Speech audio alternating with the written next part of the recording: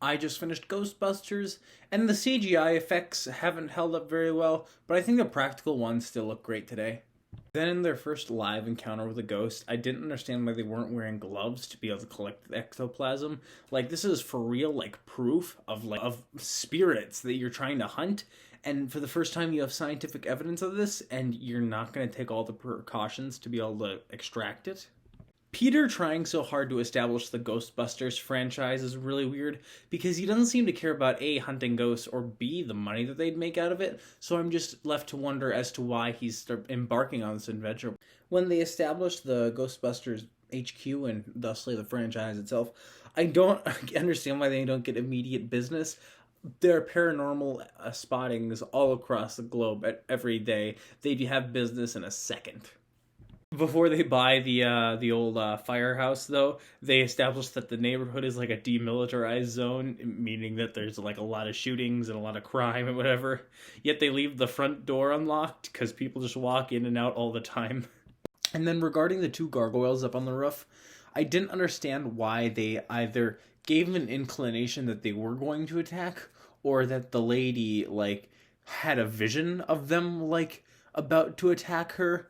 Either way, weird magic thing to like throw away. And then I didn't really understand how the ghosts work. Like sometimes they can just like pass through a person and like scare them, but other times they're like they can eat and like push objects around. And then like ghouls came as well, and it kind of seemed like ghouls were like ghosts possessing people, but that didn't make sense for like why they would transform the person. And like the main catalyst for like the end is that the EPA is like obsessed with trying to stop the Ghostbusters. But what's it to them? You know, they're just four like crazy guys with like plastic guns running about. Like, what's it to you? Spoiler.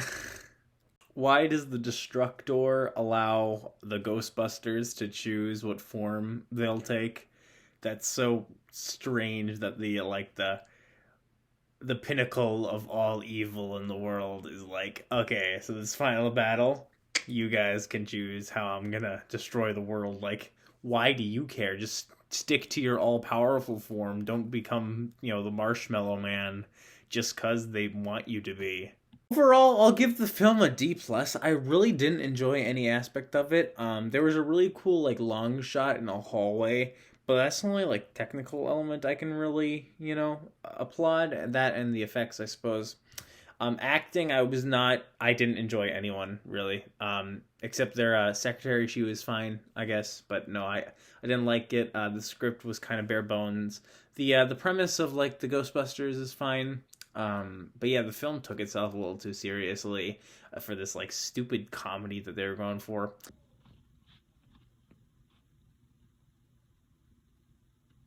I just finished Ghostbusters 2, and obviously there was a big shift from the first movie to the second, where they really wanted to like redesign how the goop worked, made by the ghosts, and I'm not sure I 100% understood it because I don't understand why the goop just like being sitting underground made it into this like super acid that made everyone super angry. Time and time again throughout the entire movie, the entire like plot basically revolves around the fact that everyone has forgotten after 5 years, no less, that there was a massive terror attack on New York by ectoplasmic spirits or whatever. And I don't believe that that would have been forgotten as quickly or even like laughed at. Like the goop was running through like an abandoned a tunnel system, but you can't tell me after 5 years that nobody would have checked there at least once or seen it by accident. Why did they choose Lewis as their lawyer when you want someone like respectable who would like know the law? Like, yeah, maybe he gave him a good discount, but they knew the charges against him. They wouldn't have tried to skim when they knew they could face life in jail.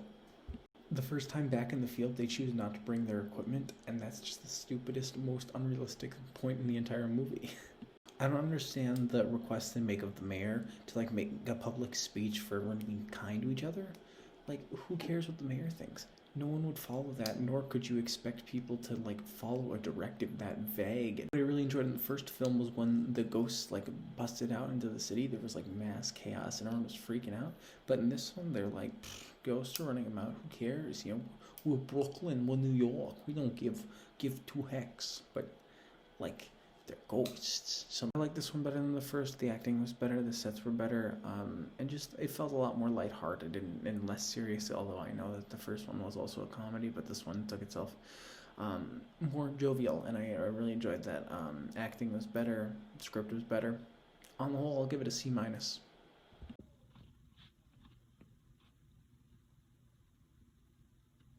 I just finished Ghostbusters 2016.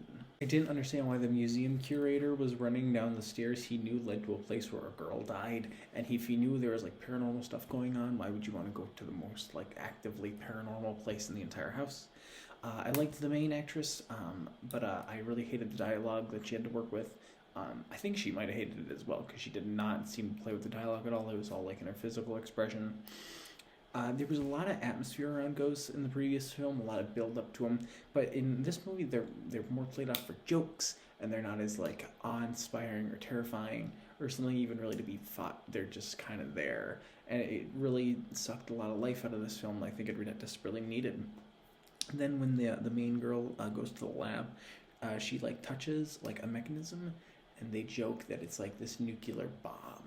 And why is that just lying around? The fourth member of the Ghostbusters team, when they meet her, she's working as like a ticket person for a train station, but she's just kind of sitting in her booth and like trying to talk to people, and like that's a good way of establishing character. She's like really lonely or something, but she's not, and she's also not like super talkative throughout the entire film, so I don't know why they would introduce her in such a way if that's not like what she is throughout the entire film.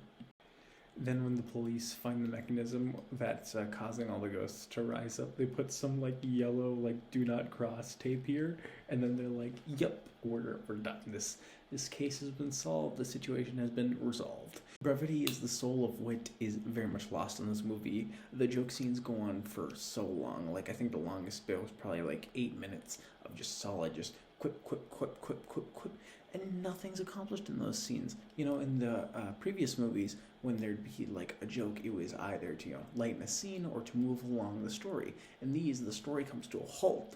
Nothing is accomplished, and it's time for just a huge like monologue back and forth of just these terribly executed jokes. Overall movie, I'll give it like a D+. It was like shot nice, I guess, but there was just really no soul to it. There was no point to the entire movie. And yeah, I don't believe it deserved any higher than a D+.